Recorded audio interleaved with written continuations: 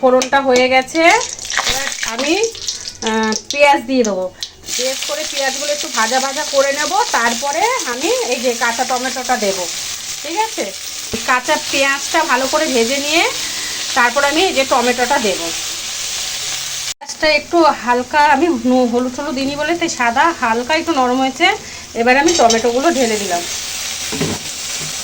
একটু নুন দিয়ে দিলাম, দিয়ে নাড়াচাড়া দিয়ে আমি ঢেকে রাখবো যাতে একদম নরম হয়। দেখো এর মধ্যে আমি নুন, লঙ্কার গুঁড়ো আর হলুদ গুঁড়ো দিয়েছি, দিয়ে একটুখানি যে নাড়াচাড়া ভর্তা মতন করেছি, সামান্য একটু জিরের গুঁড়ো আর একটু ধনের গুঁড়ো দেবো, সামান্য, টেস্টটা একটু ভালো হয়।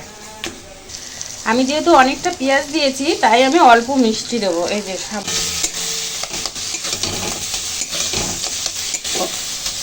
দেখেছো, ভর্তাটা কিন্তু দারুণ হয়ে যাচ্ছে, পেঁয়াজ আর ওই কাঁচা টমেটোর ভর্তা, একটু টক টক ঝাল ঝাল ভালো করে একদম, ঠিক আছে, ভালো করে কষিয়ে নিয়েছি। দারুণ দারুণ খেতে যা টেস্ট হয় না। এই যে আমার প্রায়